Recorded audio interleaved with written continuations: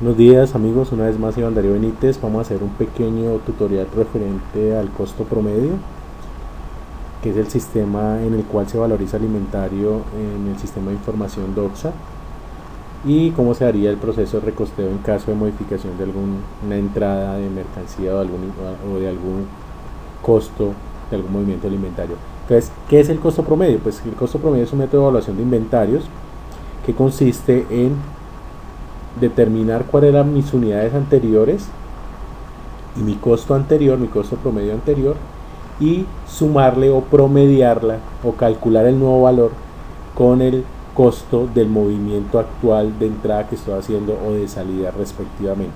Entonces, este costo promedio lo que hace es ver qué tenía yo antes en el inventario y promediarlo con el valor actual del movimiento que estoy haciendo. Entonces acá tenemos un ejemplo.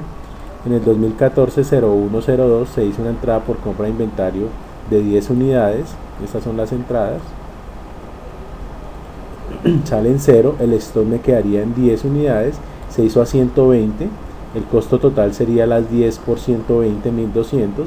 El costo promedio es tomar lo que yo tenía anteriormente, que no tenía nada, 0. Sumarle o restarle, dependiendo si es un movimiento de entrada o de salida, el valor del movimiento actual, que serían 1200, y restarle sobre el inventario final, que sería los 10. Por lo tanto, acá me daría el costo promedio de unidad, me daría 1200 dividido entre 10, me da 120, y el costo promedio total es el costo promedio de unidad multiplicado por mi stock final. En el 2014-01-03 se hace una entrada de 12 unidades a 110 pesos. Recordemos que veníamos con 10 del movimiento anterior, que quedaron a 120 pesos el promedio unitario. Entonces estas 110, 12 unidades a 110 me dan 1320. El costo promedio unidad sería igual a lo que venía anteriormente, 1200, más 1320, que es el costo promedio actual, dividido entre mi stock actual, que hay que tener en cuenta el movimiento actual más el movimiento anterior, que serían de 22 unidades. Eso me da 115 pesos cada una. El promedio total sería 115 por las 22 que tengo, 2520 pesos. Luego en el 2014-01-05 se hizo una nueva entrada de 5 unidades, se hizo a 130 pesos, lo que me da 130 por 5, 650 pesos. El costo promedio, ¿cómo sería? Serían 2520 que tenía de mi movimiento anterior, más los 650 pesos, más porque es una entrada, es positivo. Si estuviéramos realizando una salida sería menos, pero esta, como es una entrada por compra, entonces a 600, más 650 pesos dividido entre mi stock final, que son las 27 unidades. Eso me da 117 pesos, por lo tanto 117 por 27 me da 3170, que sería mi costo promedio actual del inventario. En el 2014-06-02-06 se hace una salida por venta. Tengo 27 unidades que vienen de acá del stock anterior. Se venden 5, como es una salida por venta, y si está configurada para que se haga al costo promedio, él tomará el costo promedio anterior. Acá los marqué con el mismo color. Quiere decir que este movimiento se está haciendo al costo promedio actual de la mercancía, que serían los 117. El costo promedio total serían 117 por 5, me da negativo porque es una salida.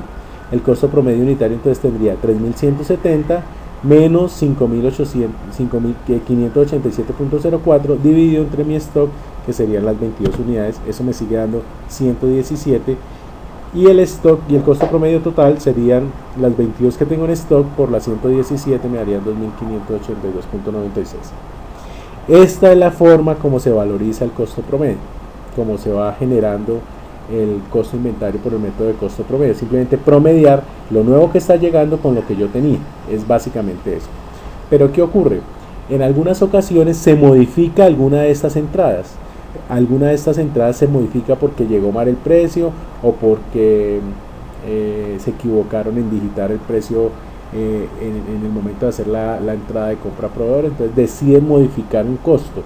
Pero hay que tener en cuenta que cuando yo modifico un costo, por ejemplo, voy a modificar acá este costo de 110 por 118 pesos.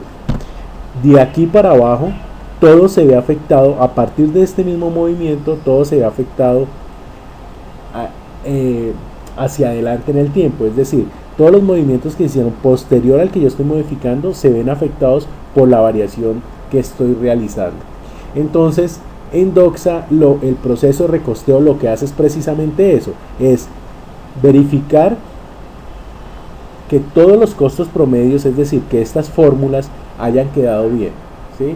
Y volverlas a calcular y volver a actualizar los documentos. Lo otro es, si hay documentos que se generan al costo promedio, como en este caso, vemos que ya esta salida por venta no se hizo al valor que teníamos anterior de 117 pesos, sino ahora al modificar esto a 118, esta salida se debió haber hecho a 121. Entonces, también lo que hace es que vuelve y reprocesa o recalcula todos los movimientos que se hicieron al costo promedio. Lógicamente, otra implicación grave que tiene esto, al haber yo modificado esta entrada de inventario, el inventario final disminuye, aumenta, acá en este caso aumentó, pero lo importante es que el inventario final cambiaría. Entonces, si yo estoy generando un reporte a gerencia donde me dicen deme el inventario, el costo del inventario actual, y modifico una entrada anterior, este resultado que yo estoy entregando o esta información que tiene el sistema, pues puede cambiar.